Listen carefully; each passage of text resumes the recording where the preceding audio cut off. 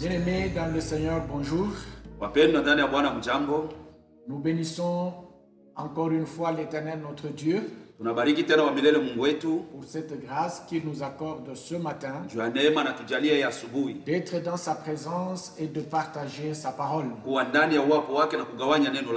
Nous allons prier. Tout-puissant, nous bénissons ton Saint-Nom ce matin. Nous te rendons grâce et gloire, notre Dieu, pour ton amour. Merci pour ces instants que tu nous donnes. Nous te consacrons nos cœurs. Que ta parole trouve sa place dans nos cœurs. Qu'elle nous édifie.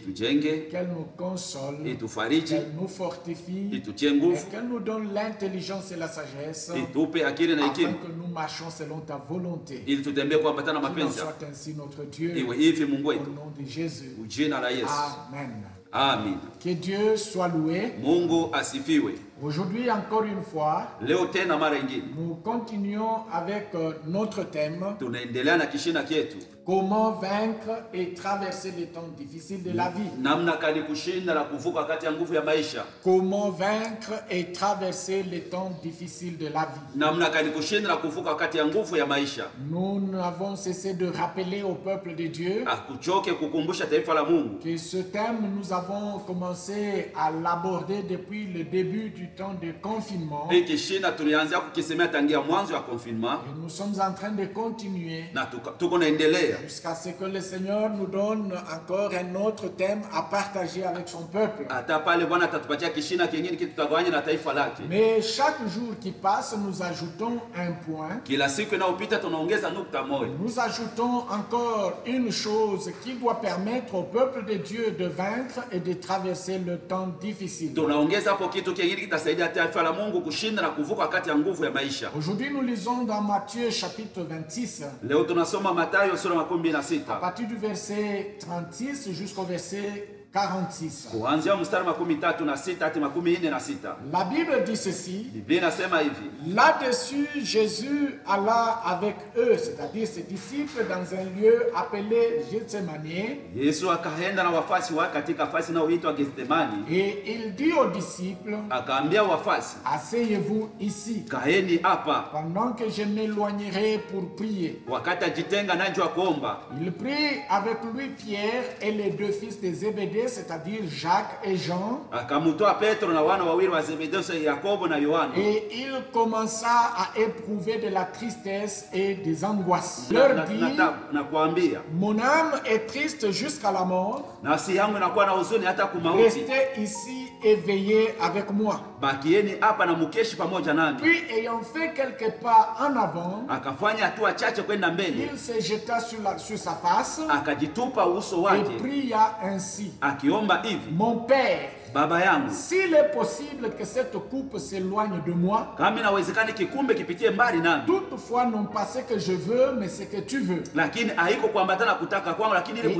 vint vers les disciples qu'il trouva endormis. Et il dit à Pierre, vous n'avez donc pu veiller avec moi 1 heure.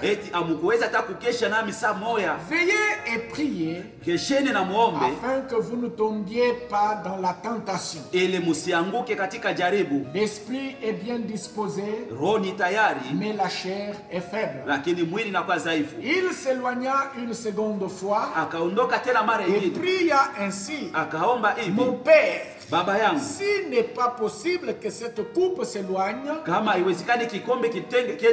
que je la boive, que ta volonté soit faite. Il revint et les trouva encore endormis, car leurs yeux étaient apaisantis. Il les quitta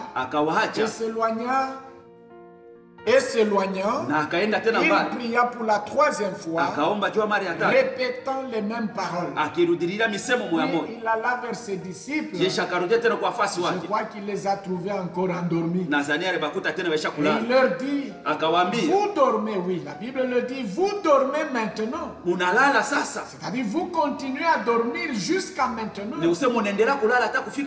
Et vous vous reposez. Pour vous, c'est encore le temps de vous reposer. Voici l'heure est proche. Et le Fils de l'homme est livré aux mains des pécheurs. Levez-vous, allons, voici celui qui me livre s'approche. Amen. Amina. Ce texte est plein de beaucoup d'enseignements et de leçons qui mérite d'être retenu. Et ce texte se situe dans les temps les plus difficiles de la vie de Jésus-Christ avec ses disciples. Jésus était, je dirais, dans la dernière ligne droite dans la course vers l'accomplissement de sa mission. Il était donc à la fin, c'était vraiment tout près de l'accomplissement de sa mission. Et beaucoup d'enseignements peuvent être retirés là-dessus. Mais en lisant ce texte, nous trouvons que ce texte se situe à un moment où avant Jésus avait déjà dit beaucoup de choses à ses disciples. Avant ce texte, il leur avait déjà donné beaucoup d'enseignements. Il leur avait déjà dit beaucoup de choses. Je dirais même, ça c'est la dernière séance que Jésus-Christ a eue. La dernière activité que Jésus-Christ a eu avec ses disciples. Bien sûr, avant d'aller se retrouver à la croix. Et dans ces circonstances-là, de temps difficiles, et comme je venais de le dire avant cela, Jésus leur avait dit beaucoup de choses. Et avant de se retrouver à Gethsemane, Jésus a dit aux disciples des choses très graves qui devaient les éveiller et retenir leur attention. Et parmi ces choses, je peux en prendre trois. La première se trouve dans Luc au chapitre 22, le verset 31. La Bible dit ceci. Le Seigneur dit, Simon, Simon, Satan vous a réclamé pour vous cribler comme du froment. C'est la première chose que Jésus leur a dit, qui était grave, qui devait retenir leur attention et qui devait les éveiller. La deuxième chose, nous la trouvons dans Matthieu même au chapitre 26 que nous venions de lire, le verset 31. La Bible dit ceci. Alors Jésus leur dit, je serai pour vous tous cette nuit une occasion de chute. Car il est écrit, je frapperai le berger et les brebis du troupeau seront dispersées.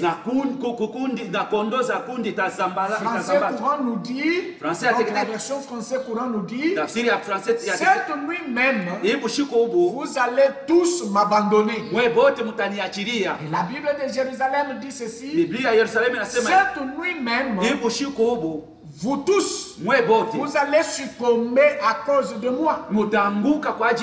Et la version parole vivante dit ceci. Cette nuit même, vous allez tous être ébranlés dans votre foi en voyant ce qui va m'arriver. Et beaucoup plus à Pierre. Surtout à Pierre. Jésus dit ceci. Pierre, le verset 33. Et 34. Pierre prenant la parole lui dit, quand tu serais pour tous une occasion de chute, tu ne le seras jamais pour moi. C'est-à-dire quand tout le monde t'abandonnerait, moi je ne t'abandonnerai jamais. Jésus lui dit, je te le dis en vérité, cette nuit même, avant que le coq chante, tu me renieras 3 fois.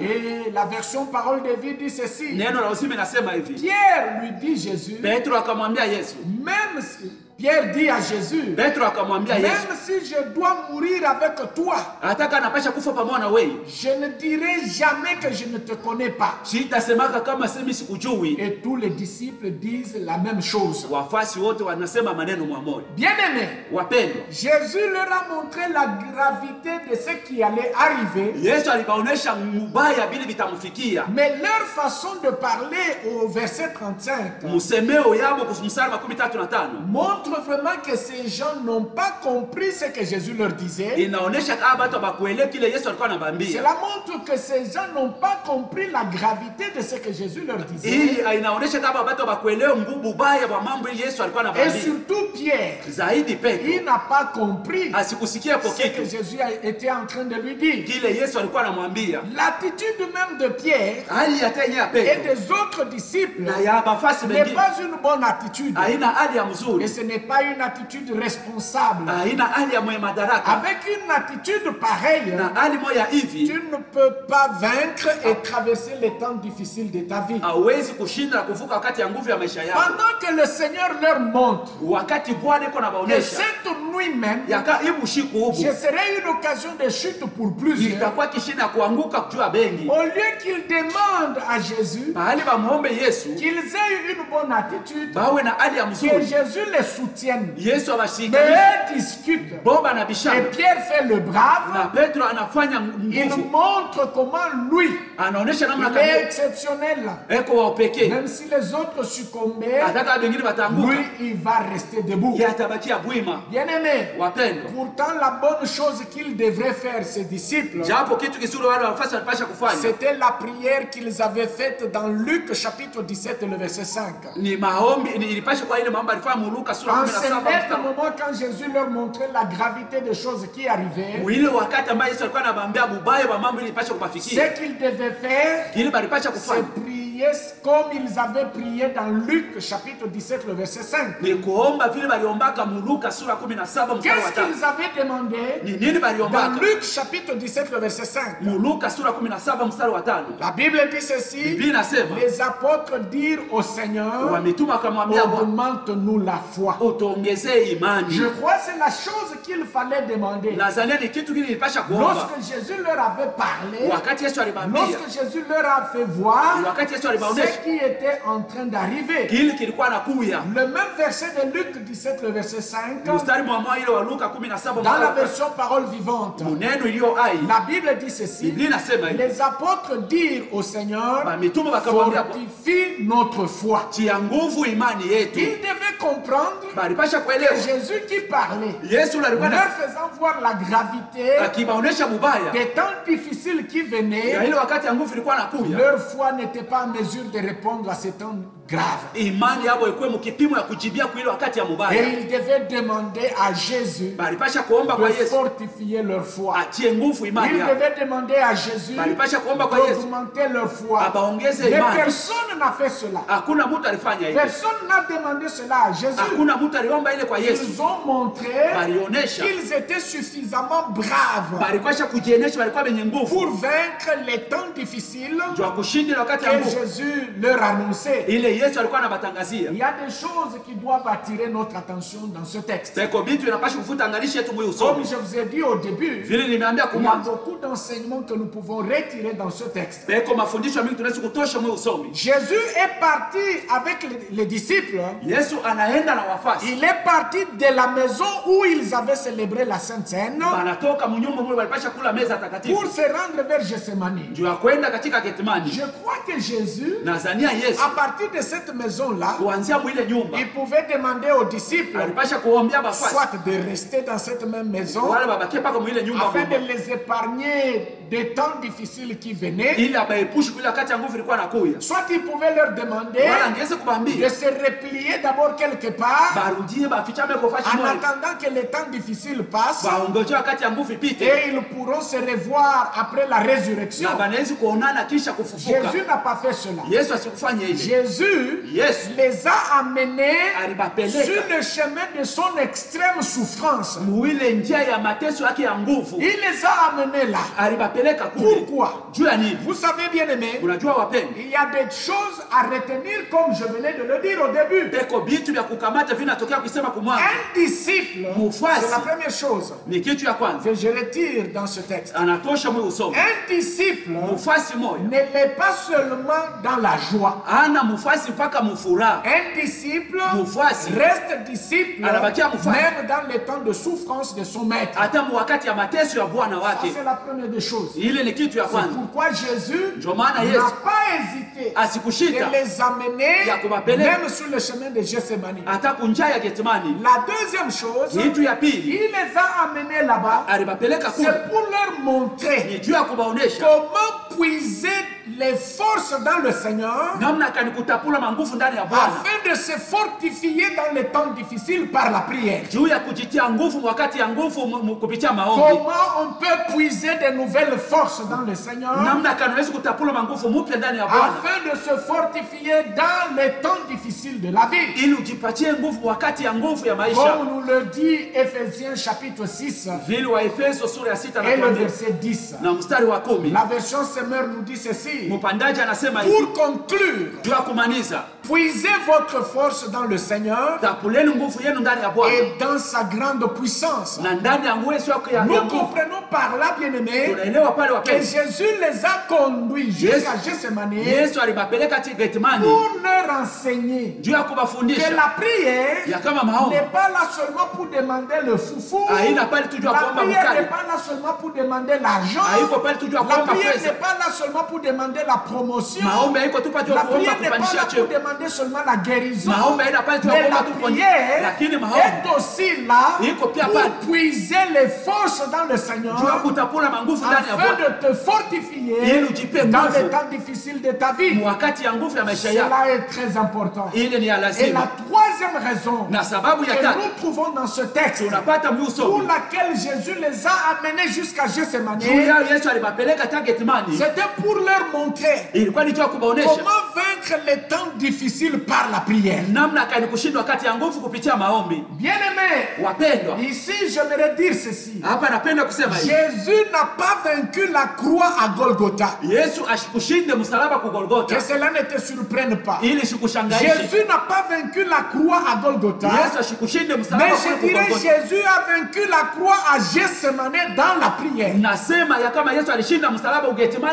C'est là qu'il a vaincu la croix. Dans la prière. C'est là que la Bible nous dit, dans Luc chapitre 22, le verset 44, la Bible nous dit pendant qu'il priait, étant en agonie, il priait plus instamment et sa sueur devint comme des grumeaux de sang qui tombaient à terre. Ce qui veut dire à Golgotha, c'était juste l'accomplissement de la victoire qu'il venait d'avoir dans la prière à Gethsemane. C'est pourquoi même à la croix, il est resté calme. À Golgotha, il était calme devant tout ce qu'on faisait de lui, tout ce qu'on faisait sur lui. Il est resté calme. Pourquoi? Parce qu'il avait déjà vaincu. Golgotha était déjà vaincu à Gethsemane. La croix était déjà vaincue à Gethsemane. Il s'est retrouvé à Golgotha. C'était un simple accomplissement. C'était un simple accomplissement. Ici donc aujourd'hui, je suis en train de te parler de la prière qui te permet de vaincre les temps difficiles de ta vie. La prière qui te permet de traverser les temps difficiles de ta vie. Il y a une question que nous devons aussi nous poser. Parce qu'on s'est posé la question pourquoi Jésus les a amenés jusqu'à Gethsemane. Il pouvait bien les épargner. Nous avons vu trois raisons. Et ici, il y a aussi une question que nous devons nous poser. Parce que quand il les a amenés, il arrive, il demande à tout le monde, il leur demande de s'asseoir et de rester là. Pendant que lui allait s'éloigner pour prier. Mais en s'éloignant, il a pris avec lui 3 disciples. Il s'agit de Pierre, il s'agit de Jean, il s'agit de Jacques. Nous devons nous poser la question. Moi, je me suis posé la question. J'y ai réfléchi pendant toute une journée. Pourquoi Jésus a-t-il pris ces 3 personnes? Pourquoi les a-t-il écartés des autres qui étaient restés? Et il est allé avec eux jusque là où il devait prier. En examinant ce texte, et j'ai trouvé vraiment la première raison, c'est que tout leader a besoin de 3 choses. Il a besoin de beaucoup de choses, mais j'en cite 2 ou 3.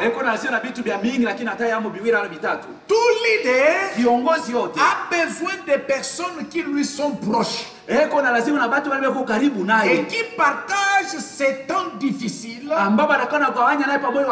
qui peuvent même voir la fatigue et même les larmes du leader. Je reprends, cela est très important. Tout leader a besoin de certaines personnes qui lui sont tellement proches et qui partagent les temps difficiles du leader et qui peuvent même voir et comprendre la fatigue du leader et qui peuvent même voir les larmes et la souffrance du leader. Voilà la première raison pour laquelle Jésus a pris ces 3-là. Il a laissé les autres. Et la deuxième raison, je dis les raisons peuvent être nombreuses. Je vous en donne ces 2-là. Tout leader a besoin vraiment de personnes à qui il peut clairement dire j'ai soif. À qui il peut dire clairement j'ai faim. À qui il peut dire clairement je suis triste. Oui, parce que regardez le texte que nous venons de lire. Jésus n'a pas dit mon âme est triste jusqu'à la mort à tout le monde. Non, il a dit à ces 3-là qu'il a retiré et qu'il a avancé avec eux, je dirais au 2e niveau de relation avec le leader, pour leur dire ouvertement je suis triste jusqu'à la mort. Restez ici et veillez avec moi. La version française courant dit ceci, c'est le verset 37. La version française courant dit ceci. Puis il amena avec lui Pierre et les 2 fils de Zébédée. Il s'agit de Jean et Jacques. Il commença à ressentir la tristesse et de l'angoisse. Et Jésus leur dit alors, mon âme est pleine d'une tristesse mortelle.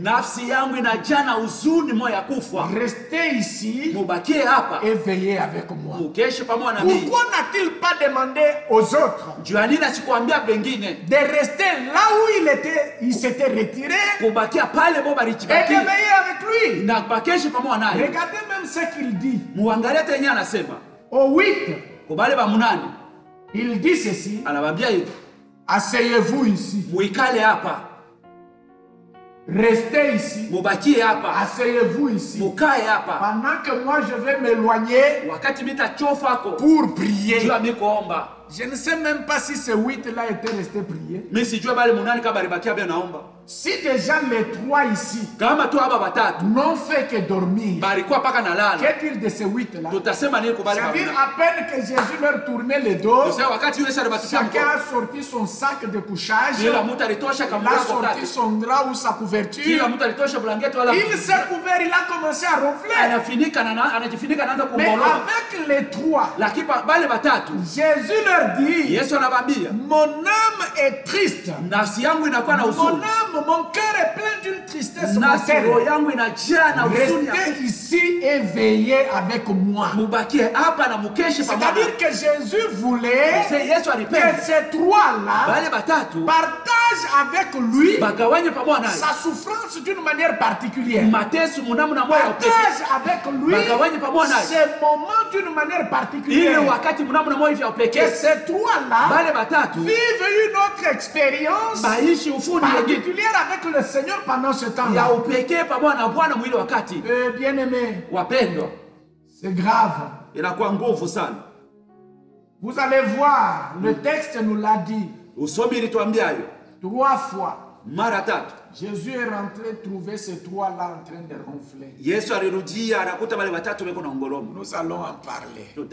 La deuxième raison pour laquelle Jésus a amené ces trois-là avec lui. Je venais de dire la première raison. C'est que tout leader a besoin des personnes qui lui sont proches et qui partagent les temps difficiles avec lui. Ces personnes qui peuvent voir la fatigue du leader et qui peuvent même voir les larmes du leader. Tout leader a besoin de personnes à qui il peut clairement dire j'ai soif, j'ai faim, je suis triste ou j'ai peur. Et la deuxième raison pour laquelle Jésus a amené ces trois, lorsque vous lisez la Bible, ces trois personnes étaient presque un peu particulières dans leur façon de faire les choses. Vous vous souviendrez déjà, s'agissant de Jacques et de Jean, un jour ils sont allés voir Jésus avec leur mère pour lui demander que lorsque Jésus reviendra dans sa gloire, que l'un s'asseye à gauche, l'autre à droite. C'est-à-dire c'était des gens qui étaient assoiffés de l'élévation. Et Jésus les a conduits jusqu'à ce degré pour qu'ils comprennent que être élevé, ça ne s'acquiert pas dans les déclarations. Être élevé, ça s'acquiert par le sacrifice que tu payes. Jacques et Jean, vous qui avez demandé d'être à gauche et à droite, Jacques et Jean, vous qui cherchez d'être à gauche et à droite, allons-y, séparez-vous de ces 8. On doit monter encore plus haut. Être élevé, ce n'est pas par la volonté seulement. Être élevé ou occuper une position élevée, ce n'est pas par les déclarations, ou ce n'est pas par le simple fait de se retrouver dans les rangs des disciples. Il faut savoir payer le prix. Il faut savoir payer le sacrifice. Il faut savoir payer le prix. Il les a amenés, mais les deux ont échoué. Jésus leur a dit, restez ici, priez avec moi, veillez avec moi. Vous qui cherchez la grandeur, vous qui cherchez l'élévation, vous qui cherchez à vous asseoir à ma gauche et à ma droite, restez ici, veillez avec moi. Jésus s'éloigne. Il prie. Il rentre. Il trouve Jacques en train de ronfler. Il trouve Jean en train de ronfler. Pierre, n'en parlons pas. Il était aussi particulier, ce Pierre-là. Plus haut, je l'avais dit. Lorsque Jésus lui a dit, Simon, Satan vous a réclamé pour vous cribler comme du froment. Simon n'en a pas fait cas. Et Jésus lui dit encore, il disait à tout le monde, cette nuit ici, je serai une occasion de chute pour tous. Simon Pierre se lève et dit, si tout le monde va t'abandonner, si tu vas être une occasion de chute pour tous, pas pour moi. C'est-à-dire les autres peuvent tomber par moi. Ici, j'aimerais te dire, mon frère, ma soeur, si tu vois quelque chose qui arrive à quelqu'un, sache que ça peut aussi t'arriver. Si tu vois quelqu'un mourir, sache que toi aussi tu peux mourir. Si tu vois quelqu'un tomber, sache que toi aussi tu peux tomber. C'est pourquoi il faut avoir une bonne position et se référer au Seigneur, lui demander qu'il t'augmente la foi, qu'il te fortifie et qu'il fortifie ta foi. Pierre ne l'a pas fait. Il s'est dit seulement à déclarer ce qui va arriver à tout le monde. Moi ça ne peut pas m'arriver. Ce qui va arriver à tout le monde, moi ça ne peut pas arriver. Pierre a fait le brave. Jésus lui dit, cette nuit Pierre, avant que le coq n'ait chanté, tu m'auras renié 3 fois. Pierre dit, Seigneur, même s'il faut mourir, je mourrai avec toi. Seigneur, même s'il faut mourir, je mourrai avec toi. Pierre ne l'avait pas compris. Et c'est pourquoi Jésus l'a amené aussi parmi ces 3-là. Pierre, toi qui es brave, alors prie, reste ici. Prie avec moi. Moi je crois vraiment que si ces 3 personnes-là étaient sages, ils devaient, pendant que Jésus était en train de prier, parce que dans la prière de Jésus, il n'a pas dit beaucoup de choses. La première fois quand il s'est éloigné, il a juste prié en demandant à Dieu, Père, s'il était possible que cette coupe s'éloigne de moi. Si cela n'est pas possible, que ta volonté se fasse. Juste cette phrase, il l'a répété plusieurs fois. Il rentre, il les trouve endormis. Il se sépare encore d'eux. Il rentre. Il dit la même chose. Père, s'il était possible que cette coupe s'éloigne de moi, mais si cela n'est pas possible, que ta volonté s'accomplisse. Il rentre. Il les trouve endormis. Il s'en va encore. Il prie les mêmes choses. Moi je crois que pendant que Jésus était en train de répéter les mêmes choses, les 3 là aussi, et même les 8 qui étaient restés, la seule phrase qu'il devait aussi répéter, parce que Jésus les avait déjà avertis la gravité des choses qui arrivaient. Je crois que la seule phrase qu'il devait répéter, ça devait être, Seigneur, augmente-nous la foi. Seigneur, augmente-nous la foi. Seigneur, fortifie-nous dans la foi.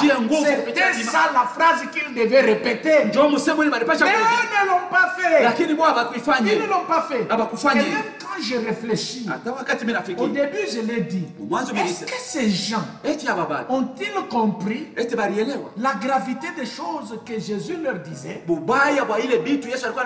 C'est comme s'ils n'ont pas compris vraiment. Ils n'ont pas compris vraiment le danger qui venait. Ils n'ont pas compris la gravité de ce qui arrivait. Ils ne se sont même pas sentis concernés par cette gravité. Ils n'avaient même pas en eux la détermination de vaincre cette gravité. Ils n'avaient même pas la volonté de se placer au-dessus de cette gravité. Oui, bien-aimés, j'aimerais vous dire une chose. Vous savez que même de nos jours, il y a des gens qui vivent comme ça. Nous pouvons être en train de prêcher, leur faisant voir la gravité des temps dans lesquels nous sommes. La gravité des temps de la fin dans lesquels nous sommes. La gravité qu'il y aura lors du retour de Jésus-Christ. Mais les gens rient. Les gens vivent comme ils vivent. Les gens continuent à boire comme ils boivent tous les jours. Ils continuent à s'enivrer comme ils s'enivrent tous les jours. Ils continuent à mener leur vie comme tous les jours. Ils continuent à dormir comme tous les jours. C'est pendant les choses que nous prêchons, devez vous éveiller. Les choses que nous vous prêchons, devez vous garder votre attention de manière que vous demeuriez éveillés en prière. Ils ont choisi de dormir pendant les temps difficiles. Ils ont choisi de dormir pendant les temps difficiles.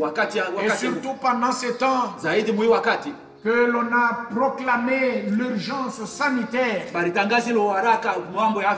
Les églises ne fonctionnent pas comme d'habitude. Il y a certains enfants de Dieu qui ont choisi de dormir et de ronfler. Il y a beaucoup d'enfants de Dieu qui ont choisi de se reposer totalement et carrément. Comme si c'était le temps de repos. Comme si c'était le temps de sommeil. Oubliant tout le danger que ce temps amène. Nous l'avons vu, bien-aimés. Même aujourd'hui et de nos jours. Les gens négligeaient même les mesures sanitaires qui sont édictées par les autorités. Nous le voyons.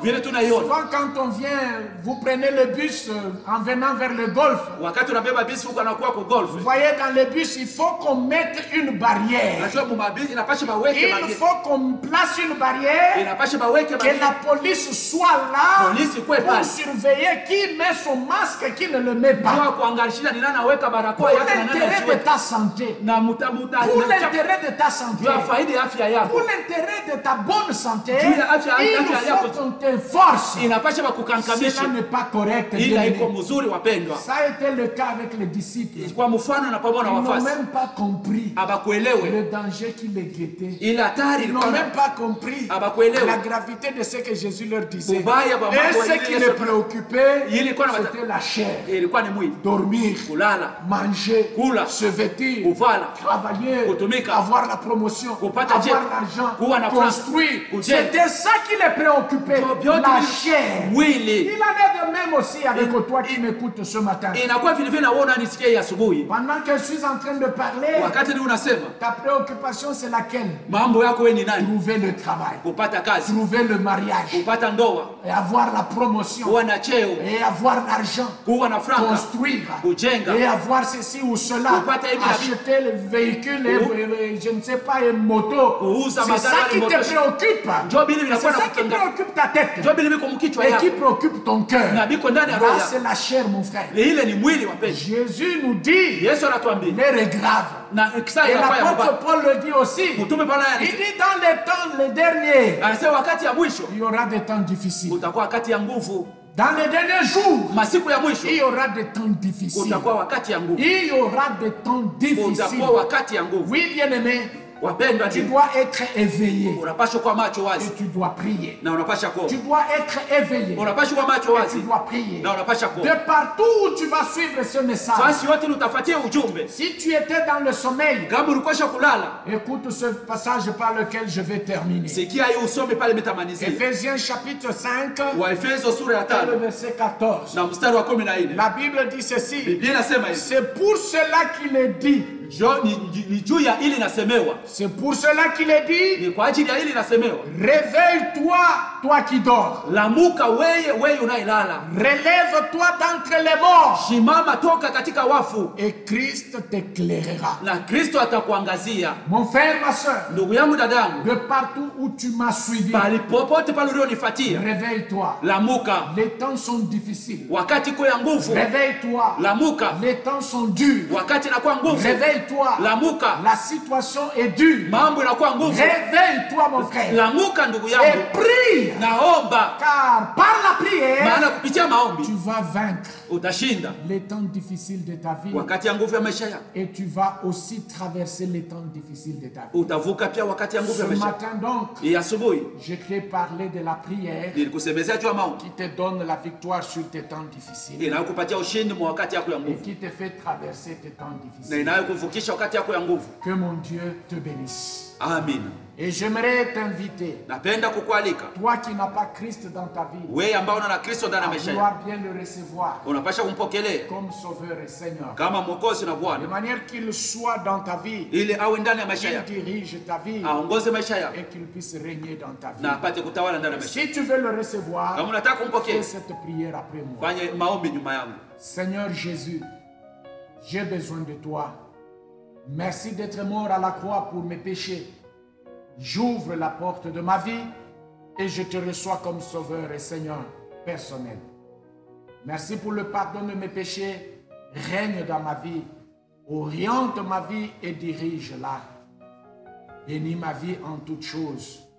Amen. Amen. Et toi qui as suivi ce message, tu es déjà disciple de Jésus, c'est vrai. Mais tu passes par des temps difficiles. Mais tu te retrouves que, au lieu d'être éveillé et de prier, tu es tombé dans la somnolence. Tu es tellement angoissé. Tu es tellement triste. Que ta tristesse ne te permet même pas de prier. Les temps sont tellement difficiles pour toi au point que tu dis même je ne sais même pas par où commencer pour prier. J'aimerais que tu pries et que tu demandes à Dieu comme les disciples l'avaient fait dans Luc 17 le verset 5. Seigneur, fortifie notre foi. Seigneur, augmente notre foi. Je vais te recommander au Seigneur et à sa grâce pour qu'il t'aide par la puissance du Saint-Esprit. Éternel Dieu de gloire, j'élève ma voix vers toi. Je te confie mon frère. Je te confie ma soeur qui est angoissée, qui est triste et qui passe des temps difficiles de sa vie. Pour que tu l'aides et que tu le soutiennes. Par le Saint-Esprit, réveille son cœur, réveille son esprit, réveille son âme, réveille son être, afin qu'il soit à son poste, et qu'il puisse lutter à genoux, pour que par le Saint-Esprit, tu puisses le fortifier et lui donner de vaincre les temps difficiles de sa vie et de pouvoir les traverser. Ainsi ton nom sera glorifié dans sa vie. Je te recommande par la même occasion éternelle notre pays. Je te confie le président de la République, le gouvernement de notre pays, l'Assemblée, Seigneur, nationale, et les assemblées provinciales, et toutes les autorités, tant politiques, militaires, que civils, notre roi, pour que tu fortifies chacun dans sa responsabilité, pour que tu réveilles chacun dans sa responsabilité, pour que tu donnes la force à chacun dans sa responsabilité, afin que les temps difficiles soient traversés et que le temps difficile soit vaincu. Pour la seule gloire de ton nom, nous venons ainsi de prier notre Dieu en te rendant grâce, gloire, honneur et bénédiction au nom de Jésus. Amen. Amen. Que Dieu vous bénisse. Amen.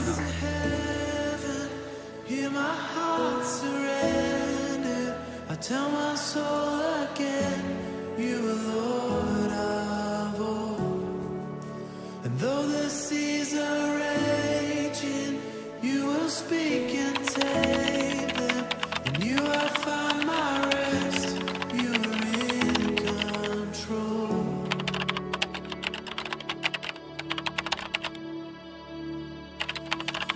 Through the eyes I will trust, your spirit is enough.